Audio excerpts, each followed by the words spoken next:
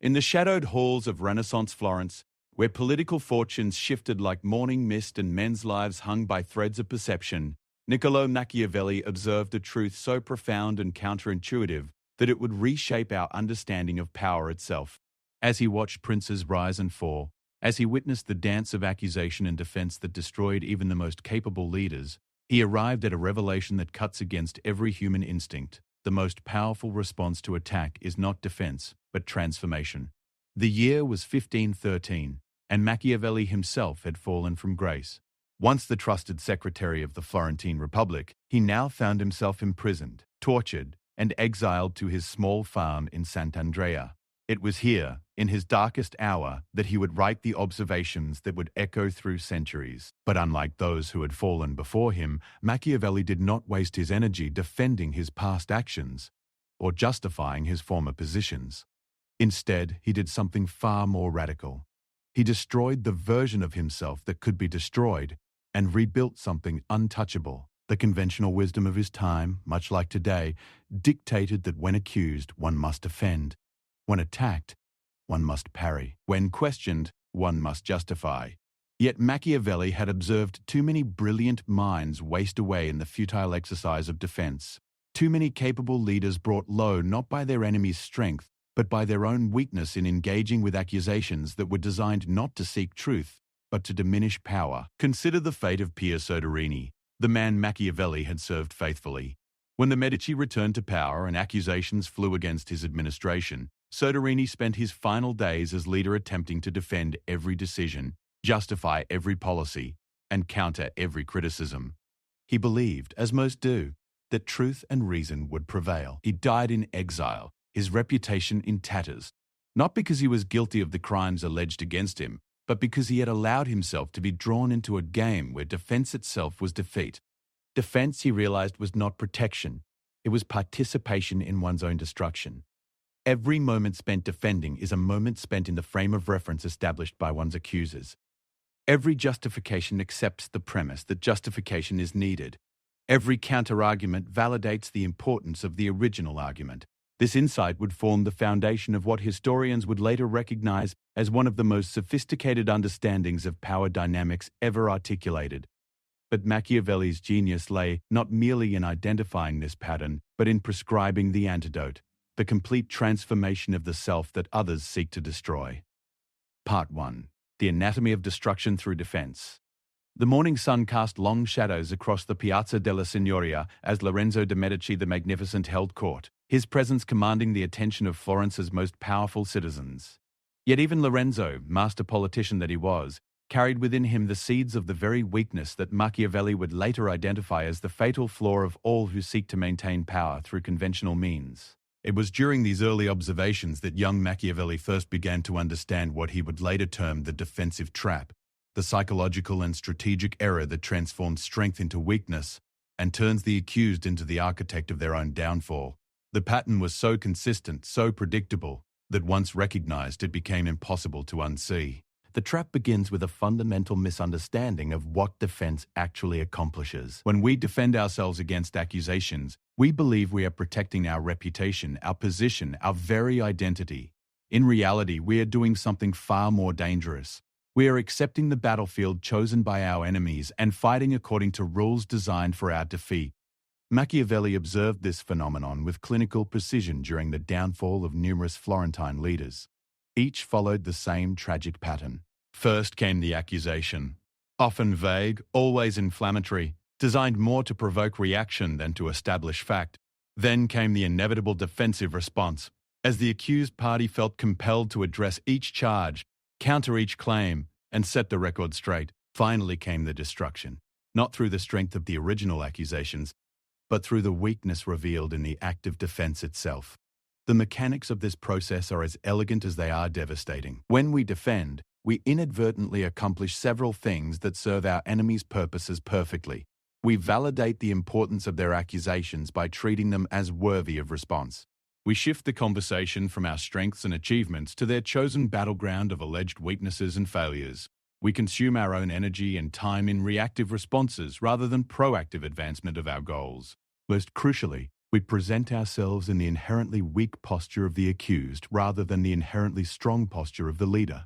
Consider how this played out in the case of Girolamo Savonarola, the fiery Dominican friar who briefly ruled Florence through moral authority and popular support. When accusations of heresy and political manipulation began to circulate, Savonarola made the fatal error of engaging with his critics on their terms. He preached sermons defending his theological positions, wrote lengthy treatises justifying his political involvement, and allowed himself to be drawn into public debates with his accusers. With each defensive move, Savonarola's power diminished. His sermons, once focused on inspiring vision and moral clarity, became reactive explanations of past actions. His writings, previously vehicles for revolutionary ideas, transformed into legalistic documents passing the fine points of his accusers' charges. His public appearances, formerly commanding performances that held thousands in rapt attention, devolved into defensive presentations that highlighted doubts rather than certainties. The ultimate irony of Savonarola's downfall was that the specific accusations against him were largely manufactured by political enemies who cared nothing for theological accuracy or moral consistency. Yet by choosing to fight on their battlefield, using their weapons, according to their rules, he transformed their fabricated charges into his real weakness. The accusations themselves became irrelevant. What mattered was that he had accepted the role of the accused and, in doing so, had begun the process of his own destruction. Machiavelli recognized that this pattern extended far beyond the political realm. In business negotiations, he observed how merchants who felt compelled to defend their pricing or justify their terms invariably found themselves accepting less favorable deals than those who simply stated their position and moved forward. In social interactions, he noted how individuals who constantly explained and defended their choices gradually lost the respect and confidence of their peers. In romantic relationships, he saw how partners who defensively responded to every criticism or complaint slowly eroded the very attraction and admiration that had initially drawn their lovers to them. The common thread in all these scenarios was the fundamental shift in power dynamics that occurs when defense becomes the primary mode of interaction. The defender, by definition, is reactive rather than proactive. The defender operates from a position of weakness, always responding to the agenda set by others. The defender's attention and energy are consumed by the need to address external challenges rather than advance internal goals. Most importantly, the defender's identity becomes increasingly defined by what they are defending against rather than what they are moving toward. This insight led Machiavelli to a startling conclusion. The act of defense itself, regardless of its accuracy or eloquence, transforms the defender into something that can indeed be destroyed by others. When we position ourselves as defendants in the court of public opinion, we have already accepted a role that makes us vulnerable to any prosecutor skilled enough to frame the right questions and present the right evidence. But Machiavelli's observation went deeper than mere strategic considerations. He recognized that the defensive posture creates internal changes that are often more damaging than any external attack. The constant need to justify and explain erodes confidence and certainty. The reactive stance diminishes creativity and vision. The focus on addressing criticism reduces the time and energy available for advancing new initiatives and ideas.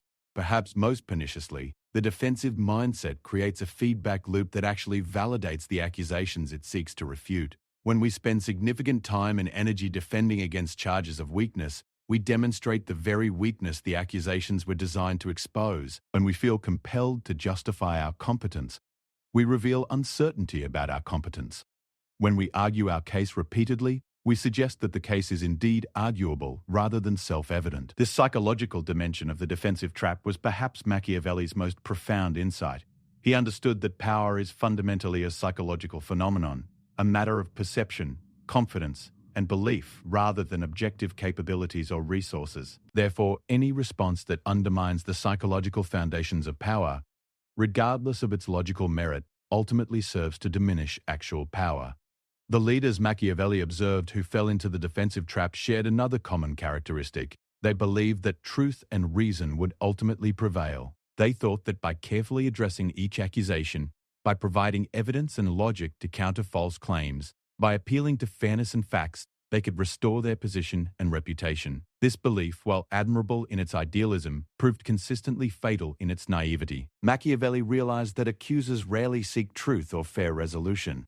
Their goal is not to understand or be convinced. but to diminish and ultimately destroy their target's power. Accusations are weapons, not inquiries. They are designed to provoke defensive reactions that serve the accuser's strategic purposes. Responding to them as if they were genuine requests for information or clarification is like treating a sword thrust as an invitation to dance. This understanding led to Machiavelli's revolutionary conclusion: if defense leads inevitably to destruction, and if the version of ourselves that can be drawn into defense is inherently vulnerable, then true protection lies not in defending that vulnerable self, but in destroying it before others can. The man who destroys his weak self can never be destroyed by others because there is nothing left for them to attack. But what does it mean, practically speaking, to destroy one's weak self? How does one implement this counterintuitive strategy without simply abandoning all accountability or integrity? And what emerges from this process of intentional self-destruction that is stronger and more secure than what came before? These questions would drive the second phase of Machiavelli's revolutionary thinking about power and invulnerability. Part 2. The reconstruction of invulnerable identity. The transformation began in the silence of Machiavelli's exile, in those long hours when a lesser man might have composed endless letters of justification to former allies, or rehearsed speeches defending his tenure in government. Instead, Machiavelli embarked upon what he would later describe as the most difficult and necessary task of his life: the systematic destruction of every aspect of his identity that could be used against him by others. This was not the dramatic self-destruction of a man broken by circumstances, nor the bitter cynicism of one who had given up on principle entirely. Rather, it was the calculated reconstruction of the self according to principles that made external attack not merely ineffective, but impossible. The process required Machiavelli to examine every belief, every attachment, every source of pride or insecurity that had previously defined him, and to eliminate anything that made him vulnerable to the opinions and actions of others. The first element to be destroyed was his need for external validation. Throughout his career in government, Machiavelli had derived satisfaction and confidence from the approval of colleagues, the success of policies he had crafted, and the respect of those he served. This dependence on external confirmation, he now realized, had made him hostage to the opinions of others. When those opinions shifted, as they inevitably did in the volatile world of politics, his sense of self-worth shifted with them. The destruction of this dependency was not accomplished through bitter rejection of human connection or cynical dismissal of others' views. Instead, Machiavelli developed what he termed internal validation, a system of self-evaluation based entirely on his own understanding of his actions, intentions, and results. He began to measure his worth not by how others perceived his decisions, but by how well those decisions aligned with his own principles and objectives. This shift required developing a sophisticated understanding of his own motivations and values. Machiavelli spent months in brutal self-examination, identifying the core principles that would guide his actions regardless of external circumstances. He established clear criteria for evaluating his own performance that had nothing to do with popular opinion or external recognition. He created internal measures of success that could not be influenced by the judgments of others. The practical implications of this transformation were immediately apparent. When former colleagues wrote letters criticizing his past decisions, Machiavelli felt no compulsion to respond. When rumors circulated about his conduct in office, he saw no need to counter them with facts or explanations. When invitations arrived to defend himself in public forums, he declined without feeling obligated to justify his refusal. The opinions of others had simply become irrelevant to his sense of identity and worth. But Machiavelli's reconstruction went far beyond mere emotional independence. He recognized that true invulnerability required eliminating not just the need for others' approval, but any attachment that could be leveraged against him. This led to the second phase of his transformation, the development of what he called strategic detachment. Strategic detachment did not mean becoming cold or uncaring. Rather, it meant restructuring his relationships and commitments in ways that prevented others from using them as weapons against him. Machiavelli learned to value people and causes without becoming dependent on them for his identity or happiness. He developed the ability to care deeply about outcomes while remaining emotionally prepared for any result. This principle extended to his relationship with his reputation. Previously, Machiavelli had worked hard to maintain a particular image in the eyes of others. He had been careful to be seen as loyal, competent, and trustworthy. He had crafted his public persona to align with others' expectations and requirements. This careful image management, he now understood, had made him vulnerable to anyone who could threaten or damage his reputation. The solution was not to abandon all concern for reputation, but to reconstruct his relationship with it entirely. Machiavelli began to view his reputation not as something precious to be protected, but as a tool to be used strategically. He became willing to accept temporary damage to his image if it served his larger purposes. He stopped trying to control how others perceived him and focused instead on ensuring that his actions aligned with his objectives. This shift had profound implications for how he handled criticism and attack. When accusations were made against him, Machiavelli no longer felt the urgent need to correct false impressions or defend his character. He had separated his sense of self from his public image so completely that attacks on the latter could not touch the former. Critics found themselves arguing with a phantom. The person they thought they were attacking no longer existed in any meaningful way. The third element of Machiavelli's reconstruction involved what he termed outcome independence. Throughout his career, he had tied his sense of success and failure to specific results: the success of diplomatic missions, the effectiveness of policies he recommended, the stability of the government he served. This attachment to outcomes had made him vulnerable to circumstances beyond his control and to the actions of others who could influence those outcomes. Outcome independence did not mean becoming indifferent to results. Machiavelli continued to work towards specific goals with the same intensity and dedication as before. However, he restructured his relationship with success and failure so that his sense of accomplishment derived from the quality of his efforts and decisions rather than from external results. He developed what he described as process-based satisfaction, the ability to find fulfillment in executing his strategy well, regardless of how circumstances or others' actions affected the final outcome. This transformation proved crucial when dealing with opposition and attack. Critics who attempted to undermine Machiavelli by pointing to failures or setbacks found that these accusations carried no emotional weight. He had already separated his identity from any specific outcome. So attacking his results was like trying to wound someone by stabbing their shadow. The person they thought they were hurting simply wasn't there. The reconstruction process also involved developing what Machiavelli called strategic ambiguity. He recognized that much of his previous vulnerability had come from being too clearly defined in others' minds. When people could predict his positions, they could prepare attacks against them. When they understood his motivations, they could design strategies to manipulate them. When they knew his attachments, they could threaten what he cared about. Strategic ambiguity involved maintaining multiple possible positions on important issues, keeping his true motivations unclear to potential adversaries, and avoiding public commitments that could later be used against him. This did not mean being dishonest or deceptive, but rather being selective about what information he revealed and how he revealed it. Machiavelli learned to speak in ways that allowed others to hear what they wanted to hear, while preserving his flexibility to act according to his actual intentions. The culmination of this reconstruction process was the development of what Machiavelli termed anti-fragility, a quality that made him stronger rather than weaker when subjected to stress, attack, or adversity. Unlike resilience, which allows one to withstand damage and return to a previous state, anti-fragility transforms challenges into opportunities for improvement and growth. Machiavelli achieved this by restructuring his entire approach to conflict and opposition. Instead of viewing attacks as threats to be repelled, he began to see them as information to be analyzed and opportunities to be exploited. When critics pointed out weaknesses in his positions, he used their observations to refine his thinking. When enemies attempted to isolate him from allies, he used the experience to develop greater independence and self-reliance. When circumstances forced him to adapt his strategies, he treated the challenge as a chance to develop new capabilities. This anti-fragile quality made Machiavelli's enemies' weapons useless against him.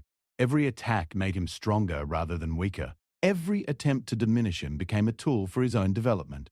Every effort to destroy him contributed to the construction of something more powerful than what had existed before. The practical results of this transformation were evident in how Machiavelli handled the various attempts to discredit him during and after his exile. Former allies who criticized his past decisions found their attacks met with silence rather than defensive responses. Political enemies who spread rumors about his character discovered that their fabrications had no impact on his behavior or effectiveness.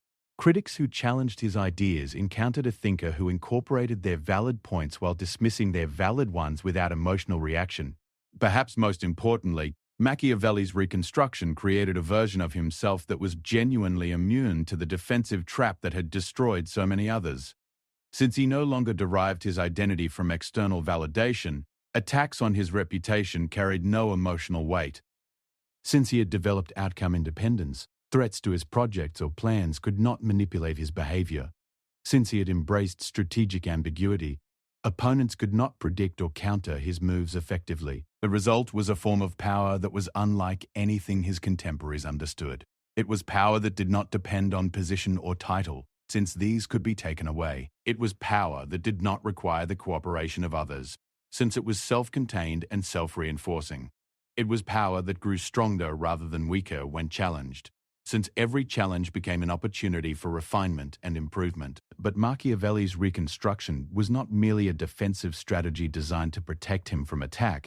It was also the foundation for a new form of offensive capability, the ability to act with complete freedom from the constraints that limited others. When one is no longer vulnerable to criticism, reputation damage, or external pressure, one can pursue objectives with a clarity and determination that those still trapped in defensive thinking cannot match. This freedom from the need to defend created space for what Machiavelli called pure action, decision-making and behavior guided solely by strategic considerations rather than by concerns about how such actions would be perceived or judged by others. Pure action was more effective than conventional action precisely because it was not constrained by the defensive concerns that limit most people's choices. The transformation from vulnerable defender to invulnerable actor represented more than a personal evolution for Machiavelli. It was the foundation for an entirely new understanding of how power could be acquired, maintained, and exercised. But the full implications of this understanding would only become clear when applied to the practical challenges of leadership and influence in a world where others remained trapped in the defensive patterns that Machiavelli had transcended. Part 3. The strategic application of invulnerable power.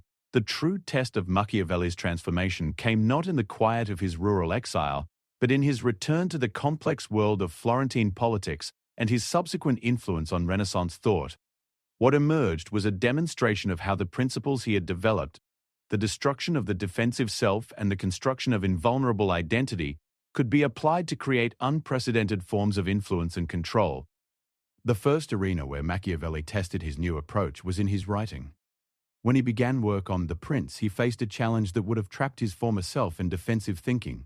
The ideas he wanted to express were controversial, likely to be misunderstood, and certain to attract criticism from moral authorities and political rivals alike. The conventional approach would have been to craft his arguments defensively, anticipating objections and including extensive justifications for positions that might be seen as cynical or amoral. Instead, Machiavelli applied his principle of never defending himself by refusing to defend his ideas. The Prince presented its observations about power and leadership without apology, without moral justification, and without attempt to soften their impact on conventional thinking. Rather than trying to make his insights palatable to those who might be offended by them, Machiavelli stated them with stark clarity and left readers to draw their own conclusions. This approach had several strategic advantages that demonstrated the practical power of his transformation. First, it prevented critics from engaging with weakened, defensive versions of his arguments. Since Machiavelli had not anticipated and tried to counter potential objections, critics were forced to address his actual positions rather than straw men of his own creation. Second, it established him as a thinker of such confidence and authority that his ideas needed no external validation. Third, it created a test that separated serious students of power from those merely looking for comfortable confirmations of existing beliefs. The results exceeded even Machiavelli's expectations. The Prince became one of the most influential works in the history of political thought, not despite its controversial content, but because of the unflinching way that content was presented. Readers recognized that they were encountering ideas from someone who had transcended the need for their approval and was therefore capable of offering insights unavailable from those still constrained by conventional thinking. More importantly, critics who attempted to attack the work found themselves in the impossible position of arguing with someone who refused to argue back. Machiavelli's decision not to defend his positions meant that attacks on them gained no traction. Religious authorities who condemned the work as amoral discovered that their condemnations were met with silence rather than counter-arguments, making their criticisms appear shrill and ineffective. Political theorists who challenged specific points found no one willing to engage in the kind of back-and-forth debate that might have elevated their status while diminishing Machiavelli's. The strategic brilliance of this approach became apparent as Machiavelli's ideas spread throughout Europe. Because he had not diluted his insights with defensive qualifications or apologetic explanations, those insights retained their full power to influence readers' thinking. Because he had not become entangled in debates with critics, his intellectual energy remained focused on developing new ideas rather than defending old ones. Because he had not positioned himself as someone who needed validation from others, he attracted the attention and respect of the most powerful minds of his era. This same principle proved equally effective when Machiavelli began advising political leaders directly. Traditional counselors and advisors spent enormous amounts of time and energy managing their relationships with those they served, carefully gauging reactions to their advice and adjusting their counsel to maintain favor. This defensive approach inevitably compromised the quality of their guidance, as they found themselves recommending what leaders wanted to hear rather than what they needed to know. Machiavelli's invulnerable approach allowed him to offer counsel without concern for how it would be received. When Lorenzo di Piero de' Medici sought his advice, Machiavelli provided his honest assessment of political situations and strategic options without softening harsh realities or emphasizing pleasant possibilities. When his recommendations were ignored or rejected, he felt no need to argue their merits or adjust his future advice to be more acceptable. This approach had the paradoxical effect of making his counsel more valuable rather than less. Leaders recognized that they were receiving unfiltered analysis from someone who had no personal agenda to advance and no need for their approval. The very fact that Machiavelli was willing to risk their displeasure by telling them difficult truths made those truths more credible and useful. The principle extended to Machiavelli's approach to alliances and relationships. Rather than trying to maintain connections by avoiding disagreement or controversy, he allowed relationships to form and dissolve naturally based on genuine compatibility and mutual benefit. He refused to compromise his positions or modify his behavior to preserve relationships that were based on false premises or maintained through defensive accommodation. This led to a smaller but more reliable network of associates who respected his authenticity and valued his insights precisely because they were uncompromised by social or political considerations. These relationships proved more durable and beneficial than the broader but shallower connections maintained by those who tried to please everyone and offend no one. Perhaps the most significant application of Machiavelli's principles came in how he handled his legacy and historical reputation. As his ideas gained influence and attracted criticism, many of his contemporaries expected him to engage in the kind of historical self-defense that was common among political thinkers of the era. They anticipated treatises explaining his motivations, letters clarifying his positions, and public statements countering misinterpretations of his work. Instead, Machiavelli maintained complete silence regarding how others interpreted or applied his ideas. When rulers used his concepts to justify actions that he might not have endorsed, he offered no clarification or disavowal. When scholars misrepresented his arguments or attributed positions to him that he had never taken, he provided no correction. When religious authorities condemned him as an enemy of morality and divine order, he made no attempt to defend his character or explain his intentions. This refusal to defend his reputation had profound long-term consequences. Because Machiavelli did not spend his energy trying to control how others understood his work, his ideas took on a life of their own, spreading and evolving in ways that amplified their influence far beyond what would have been possible if he had tried to constrain their interpretation. Because he did not become defensive about criticisms or misapplications of his principles, those principles retained their power to challenge and provoke new thinking across generations. The strategic wisdom of this approach became evident over time. Writers and thinkers who spent their later years defending their earlier works against critics and misinterpretation often found their influence diminishing as they became associated more with defensive argument than with original insight. Machiavelli, by refusing to defend himself, remained associated with the bold originality of his ideas rather than with any particular interpretation or application of them. The modern world provides countless examples of how Machiavelli's insights about defensive weakness and invulnerable power continue to apply. In business, entrepreneurs who spend their time and energy responding to critics and defending their strategies often find themselves falling behind competitors who focus entirely on execution and improvement. Political figures who become trapped in cycles of defensive explanation frequently see their influence and effectiveness eroded by the very process of trying to maintain them. Public intellectuals who feel compelled to respond to every mischaracterization or attack often find their voices diminished by their own defensive reactions. Conversely, Those who apply Machiavellian principles of strategic non-defense often discover that their apparent vulnerability becomes actual strength. Business leaders who ignore criticism and focus on results often achieve more impressive outcomes than those who spend time managing perceptions. Politicians who refuse to be drawn into defensive battles frequently maintain higher approval ratings than those who constantly justify their actions. Thinkers who let their ideas speak for themselves often achieve greater intellectual influence than those who try to control how their ideas are understood and applied. The psychological mechanisms behind these patterns remain exactly as Machiavelli observed them 5 centuries ago. Defense validates the importance of attacks and legitimizes the attacker's right to judge. Response to criticism suggests that criticism is deserved and that the critic's opinion matters. Engagement with hostile questioning implies that such questioning is appropriate and that answers are owed. But the application of Machiavellian principles requires more than simply ignoring critics or refusing to respond to attacks. True implementation requires the same fundamental transformation that Machiavelli himself underwent: the systematic destruction of the aspects of identity that make one vulnerable to external assault, and the construction of a self that derives its strength and direction from internal rather than external sources. This transformation is not accomplished through a single decision or dramatic gesture, but through the patient daily practice of choosing internal validation over external approval, strategic action over defensive reaction, and long-term objectives over short-term comfort. It requires developing the confidence to let others think what they will while maintaining focus on what knows to be true and important.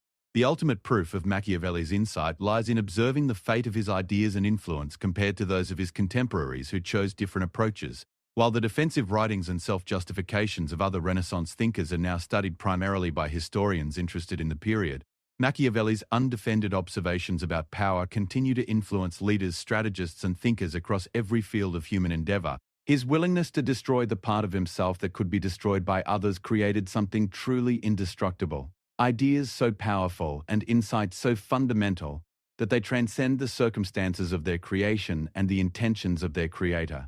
By refusing to defend his work, he allowed it to become something far greater than any defense could have protected. In the end, Machiavelli's greatest achievement was not any particular insight about politics or power, but the demonstration of a way of being in the world that transforms potential weakness into actual strength. He showed that the man who destroys his weak self, the self that needs validation, fears criticism, and depends on others' approval, can indeed never be destroyed by others, because he has already eliminated everything in himself that others could effectively attack. This principle, tested in the crucible of Renaissance politics and proven across centuries of human experience, remains perhaps the most powerful and least understood tool available to those who seek to achieve lasting influence and unshakable strength. It requires courage to implement, wisdom to apply, and patience to perfect. But for those willing to undertake the difficult work of destroying their own defensive weakness, it offers something that no external protection can provide: the peace and power that come from being truly invulnerable to the opinions and actions of others. The transformation is not easy, and it is not for everyone. Most people will continue to choose the apparent safety of defensive postures, the comfortable familiarity of seeking others' approval, and the social acceptability of explaining and justifying their actions. But for those rare individuals willing to walk the path that Machiavelli pioneered, the path of strategic self-destruction and invulnerable reconstruction, awaits a form of power and freedom that the defensive can never understand and can never take away. As Machiavelli understood in those quiet hours of exile when he chose to transform rather than defend himself, the greatest victory is not defeating one's enemies but becoming someone whom enemies cannot defeat. The man who destroys his weak self can never be destroyed by others, for he has already done the work that they merely threatened to do.